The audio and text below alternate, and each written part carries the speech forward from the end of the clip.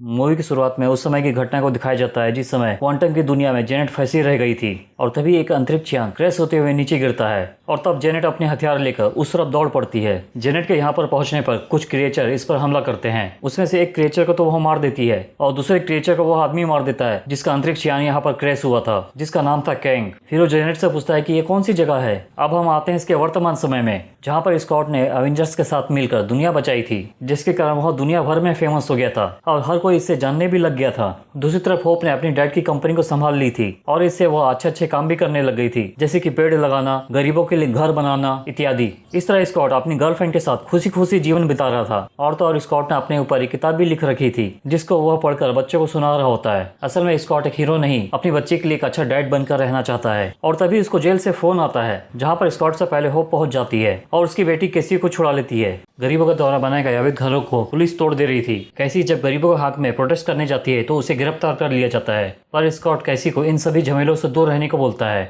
फिर स्कॉट को यह पता चलता है कि कैसी के पास भी एक एंटमैन का सूट है, जो कि यह सूट होप ने इसे दिया था। और फिर ये तीनों हैंक के घर पर एक साथ इकट्ठा होते हैं। इन 5 सालों में कैसी ने हैंक पिंग पे क्वांटम से रिलेटेड काफी सारी नोट्स पढ़ ली थी और साथ में उसने इस पर रिसर्च भी किया था और एक ऐसा डिवाइस बना लेती है जो घर बैठे बैठे क्वांटम की दुनिया की सारी जानकारी देगा। यह देखकर तीनों ही बहुत खुश होते हैं, पर जेनेट इसी बात को लेकर बहुत ज्यादा चिंतित थी। कैसी इनको बताने लगती है कि यह डिवाइस 2 वे रेडियो की तरह काम करता है। पहले हम यहाँ से सिग्नल भेजेंगे, फिर वहाँ से हमें सिग्नल प्राप्त होगा। यह बात सुनते ही जेनेट बहुत डर जाती है और इस डिवाइस को तुरंत ही बंद करने के लिए बोलती है। तब जेनेट ही खुद जाकर इसे बंद कर देती है, पर तब तक देर हो चुकी थी क्योंकि इनका सिग्नल यहाँ से जा चुका था और वहाँ से सिग्नल आते ही यह मशीन खुद से चालू हो जाती है और एक पोर्टल खुल जाता है जो कि यहाँ के आसपास के सभी चीजों को अपनी ओर खींचने लगता है। इनके साथ ये पांचों भी क्वांटम की दुनिया में पहुंच जाते हैं। यहाँ पर आते समय ये पांचों 2 ग्रुप में डिवाइड हो जाते हैं। जहाँ पर कैसी अपने डैड के साथ थी, वहीं दूसरी तरफ होप अपने मॉम और डैड के साथ थी। यह एक ऐसी दुनिया है जो कि टाइम और स्पेस से परे है।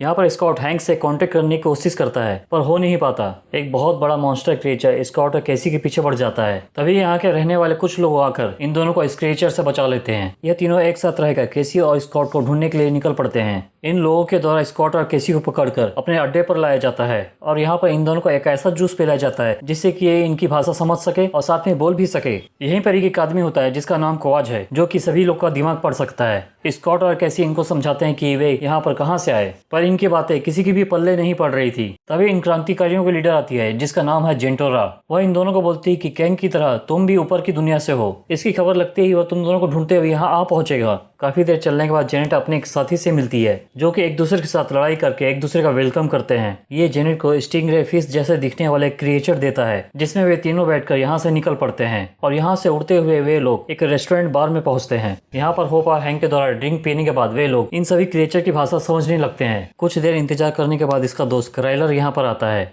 जेनेट उससे स्कॉट और कैसी ढूंढने के लिए उसकी मदद मांगती है, पर इन लोग यही नहीं जानते थे कि क्राइलर अब गैंग के लिए काम कर रहा है। इसके सोल्जर्स इनको पकड़कर अपने साथ ले जाने वाले होते हैं और तभी अचानक होप एक्शन में आती है और इन दोनों के दरमियान में फाइट शुरू हो जाती है। इस तरह ये तीनों इनके जहाज पर कब्जा करके यहाँ से भाग जाते हैं। गैंग के सोल्जर्स इन दोनों को ढूंढते हुए यहाँ पर आ पहुंचते हैं और इन सभी पर हमला करने लगते हैं, जिससे कि ये सभी लोग इधर उधर अपनी जान बचाने के लिए भागने लगते हैं। इस तरह इन क्रांतिकारियों और गैंग के सोल्जर्स के दरमियान एक युद्ध शुरू हो जाता है। स्कॉट और कैसी भी इस युद्ध में कूद पड़ते हैं। इन क्रांतिकारियों की टीम इनसे जीतने वाली होती है। तभी यहाँ पर मोडोक नाम का एक रोबोट आ जाता है जो कि यहाँ चारों तरफ तबाही मचाता है। इन सोल्जर्स के द्वारा जेंटरो को पकड़ लिया जाता है। यह रोबोट कैसी और स्कॉट के सामने आकर अपनी पहचान रिवील करता है कि वह कोई और नहीं डेरिन क्रॉस है और फिर इन दोनों को भी गिरफ्तार कर लिया जाता है। यहाँ पर मोडोक स्कॉट को अपनी आप बीती बताने लगता है कि उसने उसको क्वांटम की दुनिया में मरने के लिए छोड़ दिया था और यहाँ पर कैंग ने मुझे बचाकर बना दिया एक अल्टीमेटम हथियार। दूसरी तरफ जेनेट इन दोनों को अपनी 30 सालों की कहानी बताने लगती है कि क्वांटम की दुनिया में मैं ही फंसी नहीं रह गई थी, वहाँ पर एक आदमी भी फंस गया था जिसका नाम था कैंग। उसने मुझे बताया कि वह एक साइंटिस्ट और ट्रेवलर है जो कि यहाँ पर भटक गया है। उसके पास एक ऐसी शिप थी जिसे मल्टीवर्स और किसी भी टाइमलाइन में जाया जा सकता है। ऐसी टेक्नोलॉजी मैंने आज तक नहीं देखी। उसने मुझे यकीन दिलाया कि इससे हम घर भी जा सकते हैं, तो फिर मैंने उसकी मदद करनी शुरू कर दी। उसकी शिप चलती थी एक एनर्जी कोर से। कई सालों तक हमने उसे चार्ज करने के लिए अपनी जान लगा दी, पर हमें कामयाबी नहीं मिली।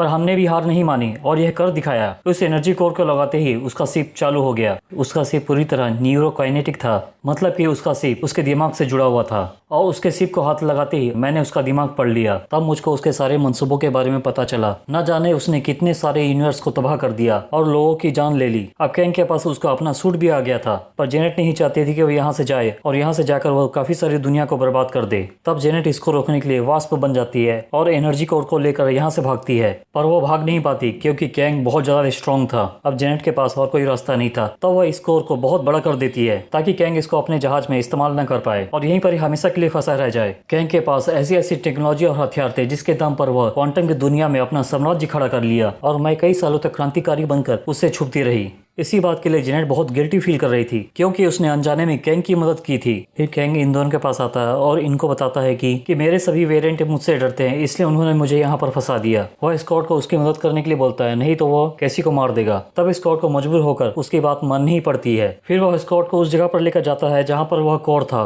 अब उसे एंटमैन बनकर उसके अंदर से एनर्जी कोर को वापस लाना था। इसी समय तीनों उड़ते हुए यहाँ पर पहुंच जाते हैं और इस कोर के अंदर जाने की सोचते हैं। अब एंटमैन चींटी जैसा छोटा होकर कोर की तरफ बढ़ने लगता है। यहाँ पर आकर स्कॉट जितने ज्यादा सोचने लगता है उतने ज्यादा इसके डुप्लीकेट बनने लगते हैं और इन डुप्लीकेट के बीच में वह दब जाता है। फिर वह अपनी बेटी की बात सुनता है। इसे सुनकर सभी डुप्लीकेट एक हो जाते हैं और इसे ऊपर चढ़ाने में इसकी मदद करते हैं और वह ऊपर पहुंचकर कोर की तरफ डिस्क फेंकता है, पर इससे कोई काम नहीं होता और एंटमैन नीचे गिरने लगता है। तभी वास्प उड़ते हुए यहाँ आकर इसका हाथ पकड़ लेती है। फिर ये दोनों मिलकर उस कोर की तरफ बहुत सारे डिस्क फेंकते हैं जिससे कि वो एनर्जी कोर सिकुड़ते सिकुड़ते अपनी साइज में आ जाती है। अब यह एनर्जी कोर स्कॉट के हाथ में थी, पर जेनेट यहाँ आकर इससे यह एनर्जी कोर मांगने लगती है, पर स्कॉट उसको यह देने से मना कर देता है क्योंकि कैसी कैंग के कब्जे में थी। और तभी कैंग भी यहाँ आ जाता है और स्कॉट के हाथ से वह एनर्जी कोर छीन लेता है। फिर ये दोनों एंटमैन और वास्प बनकर इससे लड़ने जाते हैं, पर ये दोनों इसके सामने एक पिद्दी से कम नहीं थे। दूसरी तरफ मोडोक नाम का किलिंग मशीन हैंक के शिप में हमला कर देता है जिससे कि यह शिप क्रैश होकर नीचे गिरता है।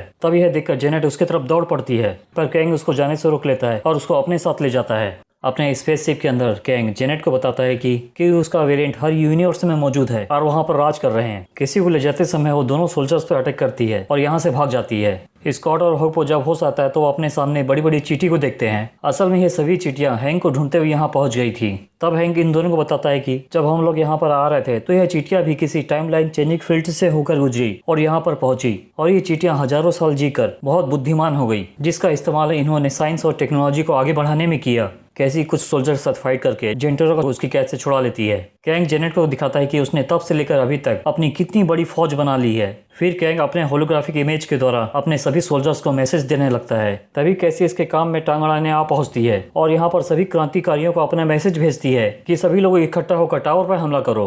और यहीं पर ही जेंटोरा सोल्जर्स को यहाँ पर आने से रोक कर रखी हुई थी। कैसी का यह मैसेज देखकर स्कॉट और होप टावर की तरफ चल पड़ते हैं। कैंग मोडो को आदेश देता है कि कैसी को दिखते है उसे मार दो। जेंटोरा और कैसी जाकर अपने साथियों को छुड़ा लेते हैं जो कि यहाँ पर कैद थे। तभी यहाँ पर मोडो का आ पहुंचता है जो कैसी के पीछे हाथ धोकर पड़ जाता है। कैंग अपने शिप में उस एनर्जी कोर को लगा देता है जिससे कि टेक ऑफ की प्रक्रिया शुरू हो जाती है। तभी एंटमैन अपने विशालकाय रूप में आ जाता है और वह इधर शिप की तरफ बढ़ते हुए सब कुछ तबाह करने लगता है क्योंकि वह बहुत गुस्से में था। ऐसी नजाकत को देखते हुए कैंग अपने बहुत सारे सोल्जर्स एंटमैन पर हमला करने के लिए भेजता है। इतने सारे हमलों से बच पाना इसके लिए काफी मुश्किल होता जा रहा था और तभी इन क्रांतिकारियों की फौज इनके सोल्जर्स पर हमला करती है। इसका मतलब कैसी का मैसेज भेजना सफल हुआ। जेंटोरा अपने सभी साथियों को एकजुट कर लेती है और इन पर हमला करती है। एंटमैन इसके शिप पर हमला न कर पाए इसलिए कैंग अपने शिप के चारों तरफ एक सुरक्षा कवच बना लेता है। एंटमैन उसके लगातार होते हुए हमले को रोकते हुए उसकी तरफ बढ़ने लगता है। शिप के चारों तरफ सुरक्षा कवच इतना ज्यादा स्ट्रॉन्ग था कि एंटमैन भी उसका कुछ बिगाड़ नहीं पा रहा था और वह इसे झटका खाकर दूर जा गिरता है। यह देखते हुए कैसी अपने डैड की तरफ दौड़ पड़ती है,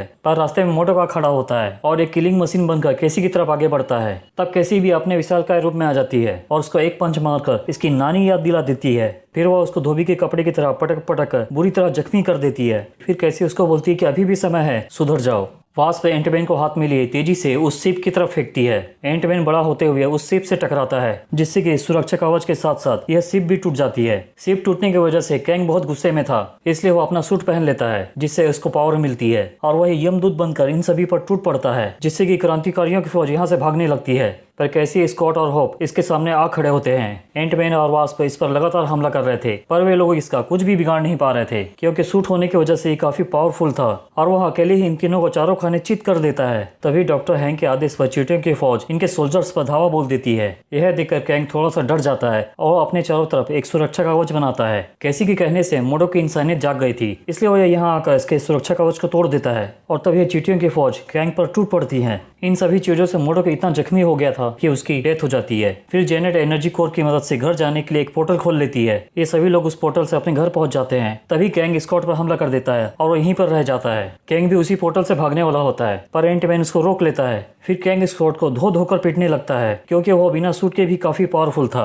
उन चींटियों ने कैंग के सूट को पूरी तरह से खराब कर दिया था। कैंग इसको मार मार कर लहू लुहान कर दे रहा था। तभी स्कॉट रेड और ब्लू डिस्क निकालकर उसे एनर्जी कोर में डाल देता है और तब यह देखकर कैंग पोर्टल की तरफ भागता है और तभी वास्प यहाँ पर एंट्री मारती है। होप और स्कॉट दोनों मिलकर इस पर हमला करते हैं और यह एनर्जी कोर की चपेट में आ जाता है और फिर एक विस्फोट के साथ इसका नामो निशान मिट जाता है और साथ में यह पोर्टल भी बंद हो जाता है। कैसी अपने डिवाइस से उस पोर्टल को फिर से बना लेती है, जिससे कि ये दोनों अपने घर वापस आ जाते हैं। स्कॉट कैंग के द्वारा कही हुई बात को लेकर चिंतित होने लगता है कि अगर वो यहाँ से बाहर नहीं निकला काफी सारे लोग मारे जाएंगे। थोड़ी देर बाद फिर वो उस बात को भूल जाता है। फिर वो अपनी बच्ची के पास जाकर उसका बर्थडे सेलिब्रेट करता है। इसके मिड क्रेडिट सीन में काउंसिल ऑफ कैंग को देखते हैं, मतलब कि हजारों की संख्या में कैंग के वेरिएंट यहाँ पर इकट्ठा हुए थे किसी आपातकालीन मीटिंग के लिए, और कैंग के और भी वेरिएंट पोर्टल से यहाँ पर पहुंच रहे थे। यहाँ पर कैंग के 3 वेरिएंट भी होते हैं जो कि बहुत पावरफुल है। इन तीनों के पास खबर पहुंच गई थी कि एक्साइल कैंग की मौत हो चुकी है और इनको यह भी पता कि उसको किसने मारा। इनमें से एक कैंग बोलता है कि एवेंजर्स को हमारे मल्टीवर्स के बारे में पता लग चुका है। इसके पोस्ट क्रेडिट सीन में कैंग के एक और वेरिएंट को देखते हैं जो कि स्टेज में अपनी परफॉर्मेंस दे रहा था। इसके शो को देखने के लिए लोकी और मोबियस यहाँ पर आए हुए होते हैं। लोकी इसको देखकर डर सा जाता है, क्योंकि इसे पता है कि यह बहुत ही खतरनाक चीज है।